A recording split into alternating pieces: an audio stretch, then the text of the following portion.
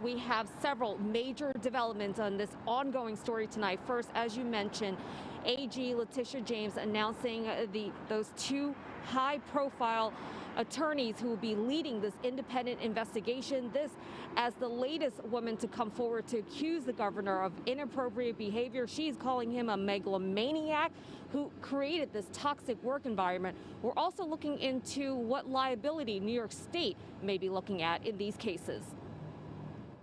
5 women have now come forward accusing Governor Andrew Cuomo of sexually harassing or acting inappropriately with them. Anna Liss is one of the 5.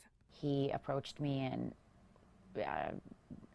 hugged me, kissed me on the cheek, put his hand around my waist. Liss is a former aide who worked in the executive office. While she stopped short of alleging it was sexual harassment, she does say the governor was flirtatious and the environment he created was, quote, toxic and retaliatory. Young women early in our careers were powerless in that environment to stick up for ourselves. Attorney General Letitia James announced she has named 2 high-profile legal experts to lead the independent investigation into the women's claims. Former federal prosecutor June Kim and veteran employment discrimination attorney Ann Clark. What it tells me is that the U.S. attorney, June Kim, is likely going to focus on whether or not there are any criminal implications here.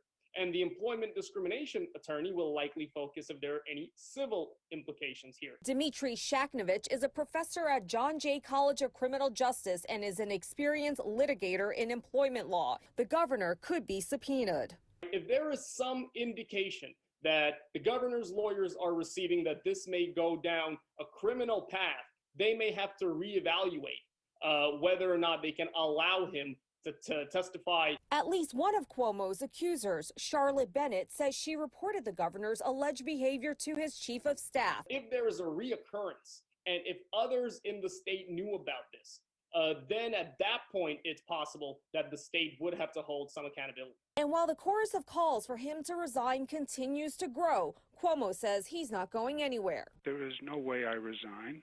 Let's do the Attorney General investigation. Let's get the findings, and then we'll go from there.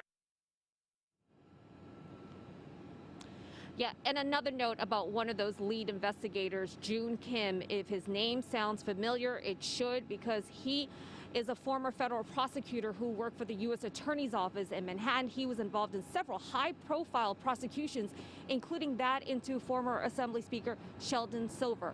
Now, this latest independent investigation is expected to take several months to complete.